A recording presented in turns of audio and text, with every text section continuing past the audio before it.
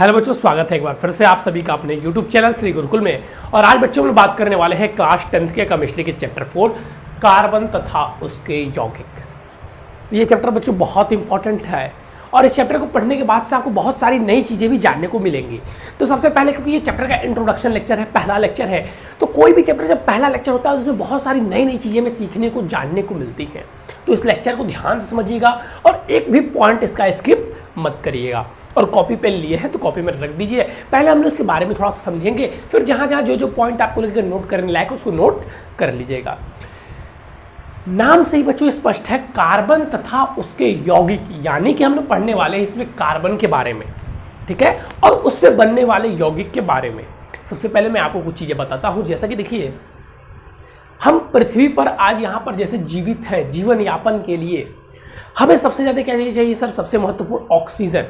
Oxygen और hydrogen, दो ऐसी चीज़ें, जो वाटर हो गया और हमारा ऑक्सीजन हो गया, तो हाइड्रोजन और ऑक्सीजन हमारे लिए क्या है? महत्वपूर्ण है सबसे ज़्यादा। उसके बाद जो तीसरा तत्व, पूरे पृथ्वी की बात कर रहा हूं मैं, पूरे पृथ्वी के लोगों के लिए बात कर रहा हूं, जो जीवन यापन के लिए सबसे महत्वपूर्ण है। ध्यान से सुनिए, ऑक्सीजन और हाइड्रोजन के बाद से जो तीसरा तत्व आता है, जो हमारे जीवन यापन के लिए बहुत महत्वपूर्ण है, वो आता है बच्चों कार्बन।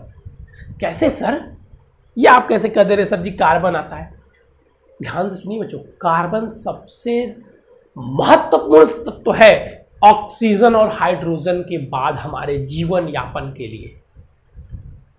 अगर बात की जाए पूरे ब्रह्मांड में सबसे ज्यादा किसके यौगिक मिलेंगे, किसके कंपाउंड मिलेंगे, किसके पदार्थ मिलेंगे, किसके तत्व मिलेंगे? कार्बन। कैसे सर? उसके डिटेल में अभी हम लोग सारी चीजें पढ़ेंगे, उसके डिटेल में हम लोग सारी चीजें पढ़ेंगे। लेकिन ये सबसे पहले ध्यान में एक पॉइंट बना लीजिए कि हाइड्रोजन और ऑक्सीजन के बाद जो सबसे तीसरा महत्वपूर्ण पदार्थ है जो हमारे जीवन यापन के लिए आवश्यक होता है, वो कार्बन है। कुछ आपको एग्जांपल देता हूं, आपको स्पष्ट हो जाएगा। जैसे कि समझिए, ये जो कपड़ा है, शर्ट, कार्बन के यौगिकों से मिलकर बना हुआ है। जी बिल्कुल, कार्बन। आप जो कमरे में किचन में जो एलपीजी यूज करते हैं, उसमें भी है कार्बन। ये जो मार्कर है प्लास्टिक का, इसमें भी है कार्बन। आप जो कॉटन की शर्ट पहनते हैं, उसमें भी है कार्बन। और बताओ, आप जो पेट्रोलियम यूज करते हैं, उसमें भी है कार्बन। आप जो लकड़ी यूज करते हैं, उसमें भी है कार्बन। आप जो कोयला यूज करते हैं, उसमें भी है कार्बन। आप जो डायमंड यूज करते हैं, उसमें भी है कार्बन। मतलब इनके अनगिनत तत्व है बच्चों, इसके अनगिनत तत्व है। चाहे वो प्लास्टिक से आप उठाइए, कहीं भी जाइए, इसके अनगिनत तत्व आपको मिलेंगे। चाहे वो केरोसिन ऑयल हो या कुछ भी हो, सब किसके यौगिक हैं? कार्बन के। चाहे आप सीएनजी गैस उठा लीजिए, उसमें भी आपको मिलेगा बच्चों कार्बन। बहुत सारे इसके कंपाउंड हैं, बहुत सारे इसके क्या है? यौगिक है। अब ऐसा कैसे होता है सर? ये बताइए, ऐसा कैसे होता है? जैसे समझ लीजिए, एक क्लास में एक बच्चा होता है जो सबसे मिलनसार जिसको हम कहते हैं, उसकी फ्रेंडशिप क्लास के लगभग हर बच्चों के साथ होती है। वही है कार्बन आपके पीरियोडिक टेबल का। ध्यान से देखिएगा, जब हम चर्चा करते हैं कार्बन पे, तो कार्बन के सबसे पहले हम छोटी छोटी भी चीजें आपको बताएंगे। सबसे पहले बात करेंगे सिंबल की, तो सी है। कार्बन का सिंबल क्या है सर? कार्बन का सिंबल सी है, इसको सी से प्रदर्शित करते हैं। अगर बात की जाए इसके एटॉमिक नंबर की, परमाणु क्रमांक की सर 6 है और परमाणु भार सर जी 12 है। ठीक है, ठीक है सर। अब अगर इसके बात की जाए, अब अगर कार्बन के बारे में हम आगे बढ़े, तो इसका हम इलेक्ट्रॉनिक विन्यास के बारे में बात करें sir, 1s2 2s2 2p4 2p4। ठीक है, एक बार चेक कर लेता हूं मैं। नहीं सॉरी, ये तो ऑक्सीजन का हो गया। 2p2 1s2 2s2 2p2 2 2 4 2 6। ठीक है। और बेसिकली अगर सिंपल में लिखे KLM में, तो 2 4। ध्यान से इस चीज़ों को देखिए, यहाँ पे बहुत महत्वपूर्ण जानकारियाँ है। बहुत बेसिक से उठाऊंगा और सारी चीज़ें आपको पॉइंट टू पॉइंट समझाने का प्रयास करूंगा, और मुझे पूरी गारंटी है कि आप समझ जाएंगे, क्योंकि ये चैप्टर बहुत इंपॉर्टेंट है। और अक्सर देखा गया है कि इस चैप्टर में बच्चे परेशान रहते हैं, क्योंकि अभी IPSC नेम आएगा, उसमें भी बच्चे परेशान रहते हैं। तो अगर आप स्टार्टिंग से चीज़ों को अच्छे से समझते चलते हैं, तो फिर आपको कहीं भी परेशानी होने वाली नहीं है। लेकिन अगर स्टार्टिंग बेसिक कमजोर है आपका, तो फिर आपको आगे चल के परेशानियां होनी स्वाभाविक है। ठीक है, देखिएगा कार्बन। कार्बन को सर C से हम रिप्रेजेंट करते हैं, एटॉमिक नंबर होता है 6, यानी कि परमाणु क्रमांक जो होता है वो 6 होता है, परमाणु भार जो होता है वो 12 होता है। अब अगर हम इसके इलेक्ट्रॉनिक विन्यास की बात करें तो 1s2 2s2 2p2, और अगर सिंपल कोष की बात करें तो पहले कोष में 2 और 4 इलेक्ट्रॉन होंगे, K में 2 और L में 4 इलेक्ट्रॉन होंगे। अब ध्यान दीजिए, अब मैं यहाँ पर आप लोगों को कुछ चीज़ें बताने वाला हूँ, ध्यान से समझिएगा। अब इसको मैं इरेज कर रहा हूँ, ये बस रहने दीजिएगा और ये रहने दीजिएगा, ये कॉन्सेप्ट आप लोग समझिए, ठीक है। मुझे लगता है और कहीं इसको आपको समझाया जाएगा। थोड़ा सा डीपली लेके आ रहा हूँ। ये जैसे आप लोग देख रहे हैं 1s2, तो आपको पता होगा जो s कक्षक होता है उसमें 2 ही इलेक्ट्रॉन ज़्यादा भरे जाते हैं। ऐसा नहीं होता है कि NS3 हो जाता है, NS4 हो जाता है, ठीक है, 2 इलेक्ट्रॉन ही भरे जाते हैं। तो इसमें बच्चों एक ऐसा बॉक्स होता है जिसमें 2 इलेक्ट्रॉन भरे जाते हैं, एक क्लॉकवाइज और दूसरा एंटी क्लॉकवाइज। पता है सबको? पता होगा तो अच्छी बात है, नहीं पता है तो यहाँ पे देख लीजिए। तो ये भी क्या है सर, ये भी एक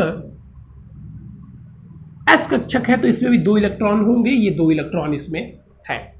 अब 2p में हाईएस्ट हम लोग कितनी संख्याएं भरते हैं सर जी? 6 इलेक्ट्रॉन, ठीक है। ये देखिए 1 2 3, ठीक है, 1 2 3। मैं आप लोगों को सबसे पहले थोड़ी सी बेसिक समझाऊंगा, यहां पे भी आप लोग कंफ्यूज जाएंगे। इधर देखिए S P D, बेसिकली बात की जाए तो 10th में आप 30 तक पढ़ेंगे और 30 तक आपको यही 3 कक्षक देखने को मिलेंगे, यही 3 कक्षक देखने को मिलेंगे। अगर आप लोगों को इलेक्ट्रॉनिक विन्यास करना नहीं आता है, सबसे पहली बात, बहुत महत्वपूर्ण बात है, ऐसे तो 9th में पढ़ लेते हैं बच्चे, लेकिन अगर आप लोगों को अभी भी इलेक्ट्रॉनिक विन्यास करना नहीं आता है तो कमेंट कर दीजिएगा। ये जो इलेक्ट्रॉनिक विन्यास मैं किया हुआ हूँ, अगर ये चीज़ें आप लोगों को नहीं आती तो प्लीज़ कमेंट करिएगा, जानना बहुत जरूरी है। मैं सबसे पहले वो बताऊंगा, फिर आपको आगे का चैप्टर चालू करूँगा। अभी तो यहाँ पर जो समझा रहा हूँ उसको समझिए, ठीक है। अगर नहीं आएगा तो इलेक्ट्रॉनिक विन्यास जरूर कहिएगा, मैं इलेक्ट्रॉनिक विन्यास जानना जरूरी है। लिखना किसको आता है? इलेक्ट्रॉनिक कॉन्फ़िगरेशन जिसे हम लोग कहते हैं। चलिए देखिए, तो जो s कक्षक होता है जैसा कि मैंने बताया उसमें सिर्फ 2 इलेक्ट्रॉन रहते हैं। हाईली कितने इलेक्ट्रॉन रहते हैं? 2, ठीक है। तो सर बॉक्स, इसमें मैक्सिमम 2 इलेक्ट्रॉन भरे जा सकते हैं। p में सर मैक्सिमम 6 इलेक्ट्रॉन, तो इसमें 1 2 3, 2 इलेक्ट्रॉन इसमें, 2 इलेक्ट्रॉन इसमें, 2 इलेक्ट्रॉन इसमें। और d में बात की जाती है तो सर हाईएस्ट 10 इलेक्ट्रॉन। जो बच्चे क्लास 9 बच्चे से पढ़े होंगे उनको ये चीज़ें पता होंगे। 1 2 3 4 और 5, इनमें 10 इलेक्ट्रॉन टोटल भरे जाते हैं। किसमें? डी कक्षक में। जो हाईएस्ट इलेक्ट्रॉन भरे जाते हैं वो 10 भरे जाते हैं, ठीक है। अब इलेक्ट्रॉन भरने का तरीका क्या होता है सर? किसी भी कोर्स में अगर हम इलेक्ट्रॉन भरते हैं तो पहले क्लॉकवाइज फिर एंटी क्लॉकवाइज, पहले क्लॉकवाइज फिर एंटी क्लॉकवाइज, सॉरी। अब देखिएगा, अब अगर बात करें हम पी कोर्स में तो 1 इलेक्ट्रॉन अगर हम इसमें भर देते हैं तो दूसरा इलेक्ट्रॉन इसमें आएगा, ये नहीं कि इसी में एक एंटी क्लॉकवाइज भर देंगे। पहले सारे कोर्स में क्लॉकवाइज भरेंगे फिर सारे कोर्स में एंटी क्लॉकवाइज। तो सर क्लॉकवाइज क्लॉकवाइज फिर यहाँ से anti clockwise anti clockwise anti clockwise, ठीक है। सेम यही चीज डी कोर्स में, पहले सारे कोर्स में क्लॉकवाइज इलेक्ट्रॉन और फिर सारे कोर्स में एंटी क्लॉकवाइज इलेक्ट्रॉन, ठीक है। ये पैटर्न हम लोग फॉलो करते हैं इलेक्ट्रॉन भरने के लिए। अब इधर देखिए, हम बात करते हैं यहाँ पे कार्बन की, यहाँ पे हम कार्बन पे चर्चा कर रहे हैं। तो कार्बन का electronic vector 1s2 2s2 2p2, इसमें तो 2 इलेक्ट्रॉन पूरे भर गए, इस कोर्स में भी 2 इलेक्ट्रॉन पूरे भर गए। अब बात करते हैं हम लोग पी वाले कोर्स की। इसमें देखिए पहले 2 इलेक्ट्रॉन है तो क्लॉकवाइज, ठीक है, दूसरे में भी क्लॉकवाइज। आप देखेंगे तीसरा वाला खाली रह जाता है। आप अगर ध्यान देंगे तो इसमें ये देखिए खाली रह जाता है, ये इसमें खाली रह जाता है। और अगर सिंपल अर्थ में कहूँ, सिंपल शब्दों में कहूँ तो यहाँ से तो जो जिनको समझ में आए होंगे उनको तो आ ही गए। अब यहाँ से अगर कहूँ तो आप लोग एक पढ़े होंगे अष्टक नियम। अब ये मत कहना कोई सर ये भी नहीं पढ़े हैं, अष्टक नियम ये तो सबको पढ़ा होगा, 8th का ही है, इसी से समझ लो भाई, 8th वाले से भी समझ लो। यहाँ से समझ में आया खाली रह जाते हैं। अब एक बार 8th वाला भी कॉन्सेप्ट देख लो, वही दोनों कॉन्सेप्ट सेम है, बस कहने के लिए नियम के हिसाब से। कहता है 2 4 सर KL। अष्टक नियम क्या कहता है कि अगर किसी तत्व के बाहरी इलेक्ट्रॉन में, बाहरी कोष में यदि 8 इलेक्ट्रॉन होंगे तो वो स्थायी माना जाता है, वो स्थायी अवस्था प्राप्त कर लेता है। इसका मतलब ये जो दूसरा L है इसमें 8 इलेक्ट्रॉन यदि हो जाए, 4 इलेक्ट्रॉन है, इसमें 4 इलेक्ट्रॉन और जुड़ जाए या ये 4 इलेक्ट्रॉन बाहर निकल जाए तब भी इसमें जो 2 इलेक्ट्रॉन है तो ये पूरा हो जाएगा। ठीक है, ये पूरा हो जाएगा तब भी ये पूरा हो जाएगा। ठीक है, तो मतलब 4 इलेक्ट्रॉन भरना है, 4 इलेक्ट्रॉन निकालना, ये अष्टक नियम हमारा कहता है। तो जैसे देखिए सिंपल अर्थों में समझिए, मान लीजिए एक लड़का है, लड़के को कार्बन से कंपैरिजन कीजिएगा, ये अभी जो इसकी स्थिति है गरीब है,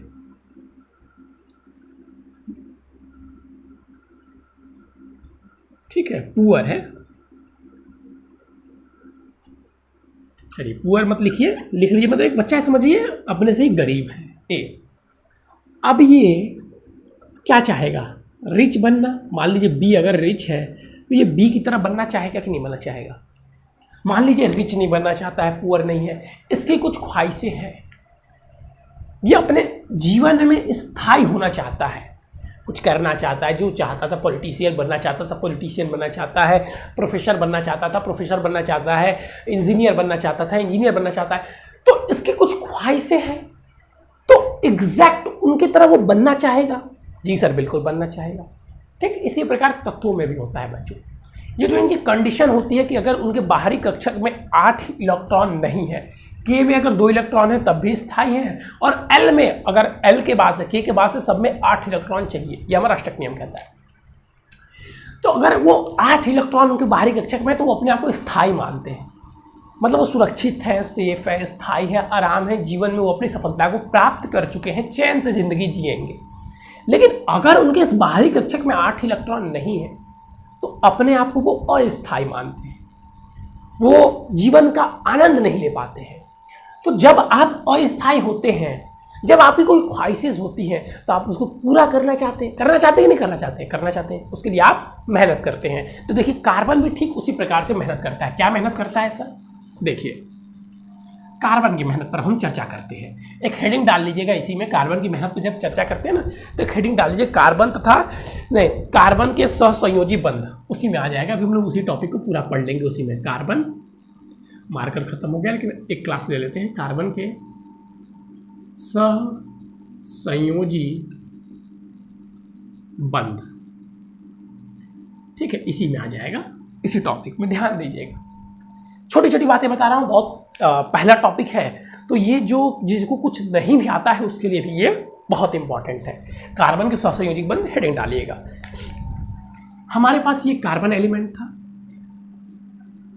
2,4 इसका इलेक्ट्रॉनिक विन्यास था। तो मैंने क्या बताया, अगर ये इसको 8 कर ले या ये इस 4 को बाहर निकाल दे, इसको 0 कर ले, तो दोनों कंडीशन में क्या हो जाएगा, स्थायी हो जाएगा। अगर ये इन दोनों कंडीशन को फॉलो करता है तो ये क्या हो जाएगा, स्थायी हो जाएगा। तो कोई भी स्थायी होना चाहेगा, जी सर बिल्कुल स्थायी होना चाहेगा। तो देखिए पहले कंडीशन की बात करेंगे,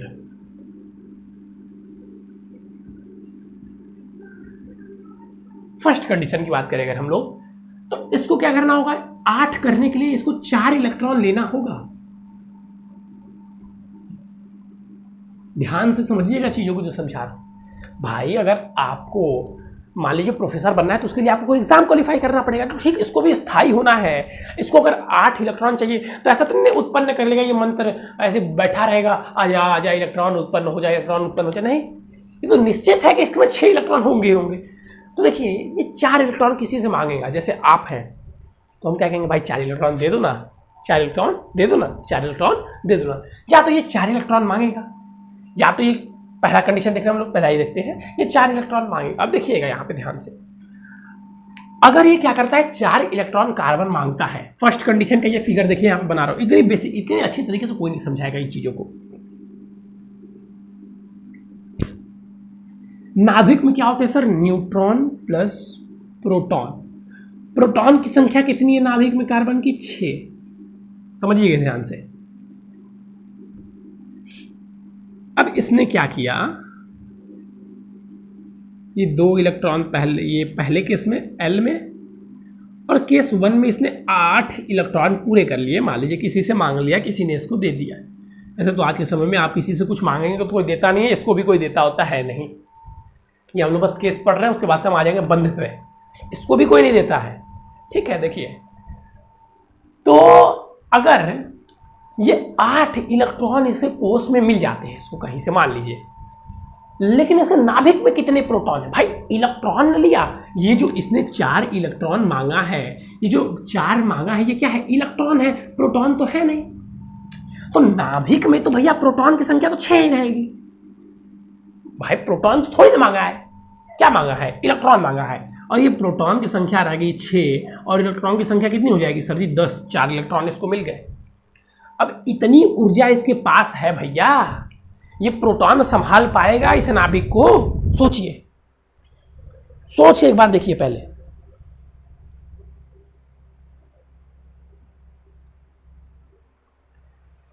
इसके लिए बहुत कठिन है 10 इलेक्ट्रॉन को संभालना, 10 इलेक्ट्रॉन को धारण करना। अरे इसमें भी तो अट्रैक्शन, अच्छा ये तो आप लोगों ने, चलिए ये आगे क्लास में पढ़ेंगे, लेकिन इतनी चीजें समझिए कि इसके लिए भी तो 10 इलेक्ट्रॉन धारण करना बहुत कठिन है। जैसे कि हम सिंपल एक शब्दों में समझ रहे हैं, हमारे पास 6 हाथ है। ऐसे मान लीजिए आप लोग एक हाथ आपके बांध दिए गए, 6 लोग दोस्त आप खड़े हैं और 6 दोस्त अगले 6 दोस्त को पकड़े हुए हैं। ठीक है, 6 दोस्त अगले 6 दोस्त को पकड़े हुए हैं। अब क्या कहा जाता है कि अब तुम्हें 6 दोस्त को एक हाथ आपको बांध के रखना है। एक हाथ समझ लीजिए आपके पास एक हाथ वाला ही मान लीजिए कोई पुतला है, या मान लीजिए एक हाथ वाला ही पुतला लगा हुआ है, आप 6 लोग हैं, आप लोग को उसको पकड़ना है। लेकिन उस स्थिति में आप लोग अस्थायी है। कहा जा रहा है कि उस 6 हाथ से 10 लोग को पकड़ना है। कैसे संभव है भैया?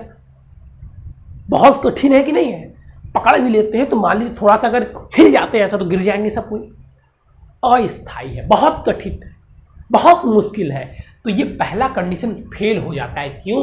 क्योंकि प्रोटॉन 10 इलेक्ट्रॉन को संभाल ही नहीं पाता है, बहुत मुश्किल उत्पन्न होती है, बहुत कठिन है 6 प्रोटॉन वाले नाभिक के लिए 10 इलेक्ट्रॉन को संभालना।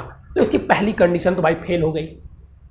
जो ये सोच रहा था, जो कार्बन सोच रहा था कि हम मांग के काम चला लेंगे, अगर इसको मिल जाता ना तो इतने कार्बन के तत्व ही आप लोग नहीं पढ़ते, लेकिन इसको मिला ही नहीं। तो इसको जब मिलता नहीं है, जब इसको मिलता नहीं है, इसको मिलता नहीं है या मिल जाता है तो ये नहीं संभाल पाता है, तो कहता है अच्छा भाई ठीक है प्रोटॉन, अब ये प्रोटॉन से बातें कर रहा है कि अच्छा प्रोटॉन ठीक है, तुम तो 4 इलेक्ट्रॉन संभाल नहीं पा रहे हो, तुम 4 इलेक्ट्रॉन संभाल नहीं पा रहे हो, कौन सी बड़ी बात है, मत संभालो। हम क्या करते हैं, तो अपना दिमाग यूज करता है। भाई कार्बन बहुत चतुर आदमी, कार्बन बहुत चतुर आदमी कहता है कि भाई तुम हमारे 4 इलेक्ट्रॉन है, तो हम इतने मेहनत से मांग के लाए हैं, भीख मांगना पड़ा 4 इलेक्ट्रॉन के लिए, और 4 इलेक्ट्रॉन मिले, 4 इलेक्ट्रॉन लेके आ रहे, तुम कह रहे हो हम संभाल ही नहीं पाएंगे, बहुत कठिन है संभालना हमारे लिए। कोई बात नहीं, हम भाई तुमसे भी चतुर हैं। अब ये करो कि इन 4 इलेक्ट्रॉनों को ही निकाल दो, न रहेगी बांस न बजेगी बांसुरी, जिसके वजह से हम अस्थायी हैं। इनको तुम एक काम करो, निकाल के इसको 0 में बना दो। कंडीशन 2 की हम लोग बात कर रहे हैं। कंडीशन 2 देखिएगा, इस कंडीशन में क्या कह रहा है? कह रहा है भैया अब तो तुम स्थायी हो जाओगे ना, N+P लो भाई, तुम 6 थे, तुम 6 रहो, लेकिन बाहर 2 लेते आओ। अब 2 लोग को पकड़ना 6 हाथ के लिए कौन सी बड़ी बात है, पकड़े रहना। प्रोटॉन बोलता है ठीक है भैया हम कर लेंगे। कार्बन बहुत चतुर आदमी था तो प्रोटॉन को भी फंसा दिया, लेकिन इसमें वो खुद फंस गया। कैसे फंस गया? सपोज कीजिए आपके बॉडी में, शरीर में अंग जुड़े हुए हैं, अगर इसको निकाला जाए एक एक करके, दर्द होगी कि नहीं? बहुत होगा सर। एग्जाम्पल दे रहा हूँ, उसके साथ ऐसा नहीं होता है, उसके साथ वहाँ पे ऊर्जा की हानि होती है, समझ रहे हैं?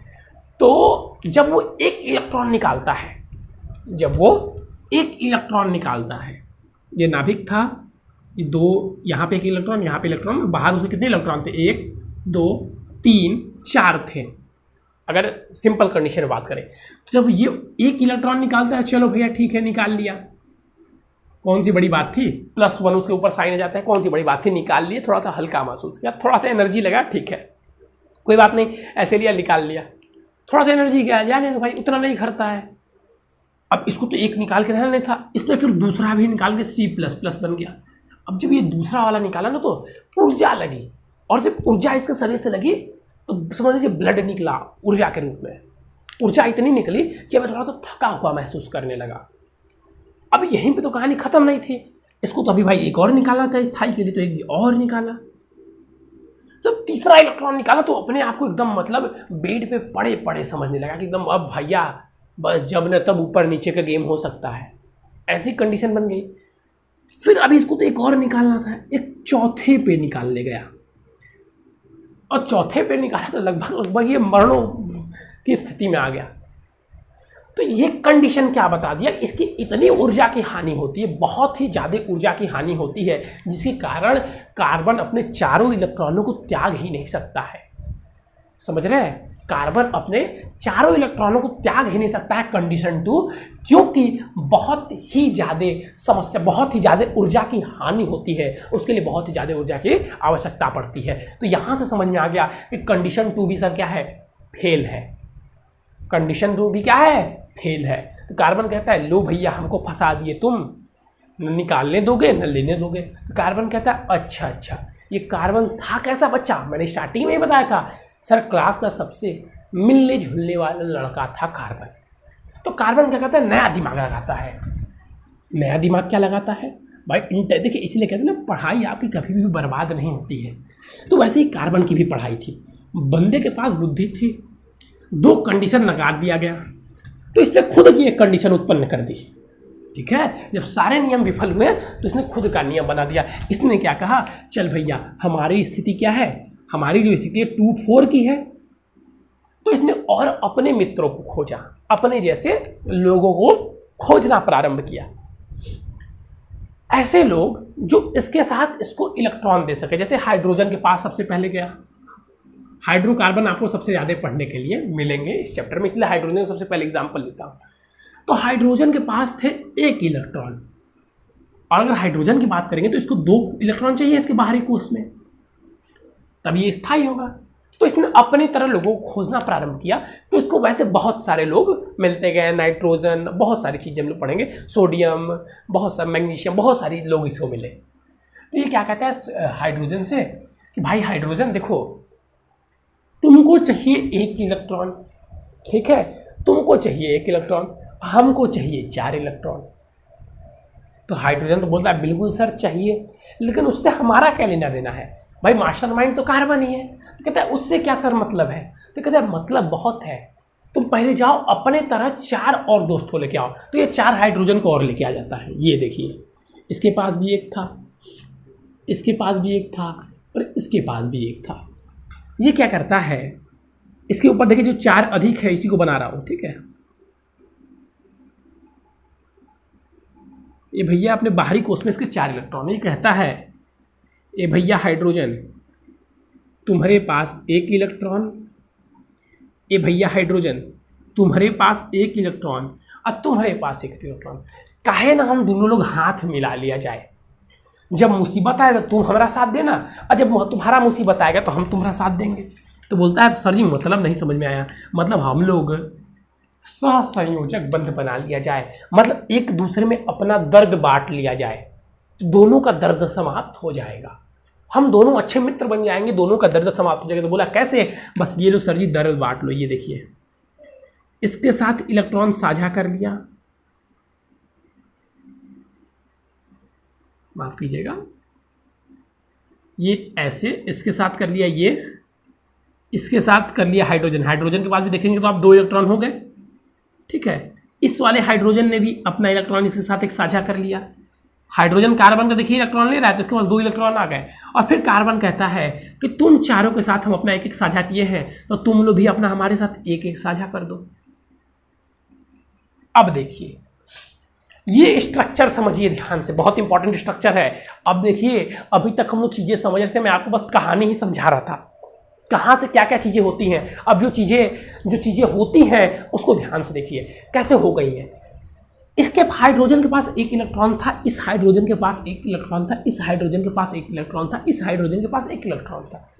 कार्बन कहता है तुम भैया हमारा 1 इलेक्ट्रॉन ले लो और अपना 1 इलेक्ट्रॉन हमको दे दो। तो पहले तो सबको 1 इलेक्ट्रॉन दे देता है। तो देखिए अब हाइड्रोजन के पास 2 इलेक्ट्रॉन हो गया, इस वाले के पास भी 2 इलेक्ट्रॉन हो गया, इस वाले के पास भी 2 इलेक्ट्रॉन हो गया, उसके पास भी 2 इलेक्ट्रॉन हो गया, वो भी खुश, चारों के चारों हाइड्रोजन खुश। भैया कार्बन भैया तो बहुत अच्छे थे, ये तो दान दे दिया भैया, हमको स्थायी कर दिए। यहाँ पे ट्विस्ट क्या आ गया, कार्बन बोला था, कार्बन ने डील क्या की थी, हम तुमको देंगे लेकिन तुम भी हमको दोगे। अब इधर देखिए इनके लिए तो अपना ये 1 इलेक्ट्रॉन दे रहे, लेकिन कार्बन को कितने इलेक्ट्रॉन मिले, 1 2 3 4, इसके बाहरी कक्षक में काउंट कीजिए 1 2 3 4, 5 6 7 8 सर जी 8 इलेक्ट्रॉन। इसका मतलब क्या, ये स्थाई हो गया। इसका मतलब क्या, ये स्थाई हो गया बच्चों। इसका मतलब क्या, इनको तो स्थाई किया ही किया, खुद भी स्थाई हो गया। कैसे, तो इन्होंने इलेक्ट्रॉनों का साझा किया, इसे इलेक्ट्रॉनों का साझा करना कहते हैं, और इलेक्ट्रॉनों के साझे से बने बंध को ही सहसंयोजक बंध कहते हैं। और यही सबसे मूल कारण है बच्चों कि कार्बन के इतने अत्यधिक संख्या में तत्व पाए जाते हैं। सबसे महत्वपूर्ण कारण जो है यही है, जिसके कारण कार्बन की इतनी संख्याओं में तत्व हमें आज भी मिलते हैं और मिलते रहेंगे जीवन पर्यंत। ठीक है, तो सबसे पहले देख लीजिए, इसका फिगर बना लीजिए, तब तक मैं आप लोगों को सहसंयोजक बंध की परिभाषा बोल दूंगा। इसको पहले कर लीजिए।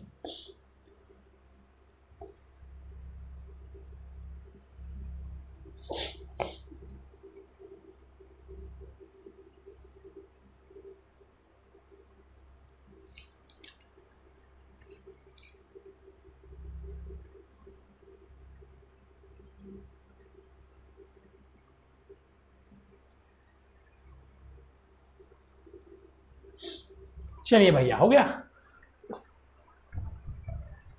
चलिए, सहसंयोजक बंध की परिभाषा लिख लीजिएगा। वो बंध जो समान प्रकार के परमाणुओं के या भिन्न प्रकार के परमाणुओं के साथ, समान प्रकार के परमाणु या भिन्न प्रकार के परमाणुओं के भिन्न प्रकार के परमाणुओं के साथ इलेक्ट्रॉनों के साझा करने से बनते हैं, उन्हें सहसंयोजक बंध कहते हैं। सर यहाँ पे समान परमाणु की लिखा है, भिन्न तो समझ में आ रहा है, कार्बन हाइड्रोजन के साथ किया, समान क्यों भैया? H2 देखिए हो कि नहीं देखे हो? H2 कैसे बनता है? अभी कल इसका हम विशेष चर्चा करेंगे। सर इसके पास एक था, इसके पास एक, मिल के बना दिया, इस पर हम लोग कल चर्चाएं करेंगे, लेकिन अभी आप लोग डिफिनीशन लिख लीजिए। आज बस आप इतना ही पचाइए, इतना काफ़ी है। आज आप लोग बस इतना ही पचाइए, इतना आप लोगों के लिए काफ़ी है। नेक्स्ट क्लास में और हम लोग पढ़ेंगे और भी सारे तत्वों को सहसंयोजक बंध। कार्बन के बारे में पहले चीज़ें समझ में आई कि नहीं, मैं बहुत बेसिक तरीके से आप लोगों को समझाने का प्रयास किया हूँ, और मुझे उम्मीद है कि आप में से सभी को ये चीज़ें समझ में आई होंगी। दूसरी बात बच्चों, जिनको भी अगर इलेक्ट्रॉनिक विन्यास नहीं पता होगा कमेंट कर देंगे, छोटी सी वीडियो बना दी जाएगी। इलेक्ट्रॉनिक विन्यास जानना बहुत ही जरूरी है। ठीक है, ठीक है सर। तो चलिए बच्चों, आज के लिए बस इतना ही। Thank you, have a nice day. फिर मिलेंगे नए और इंपॉर्टेंट टॉपिक के साथ। लेकिन उससे पहले बता देना चाहूँगा बच्चों कि अगर आप भी हिंदी मीडियम की क्लास 10th और 12th की तैयारी करना चाहते हैं तो आप इस चैनल को सब्सक्राइब जरूर करें और हमारे व्हाट्सअप नंबर से भी जुड़ जाएं, क्योंकि बच्चों हम कराते हैं हिंदी मीडियम क्लास 10th और 12th की तैयारी बिल्कुल फ्री में। आप भी करना चाहते हैं तो हमसे जरूर जुड़ें। थैंक यू बच्चों, हैव अ नाइस डे।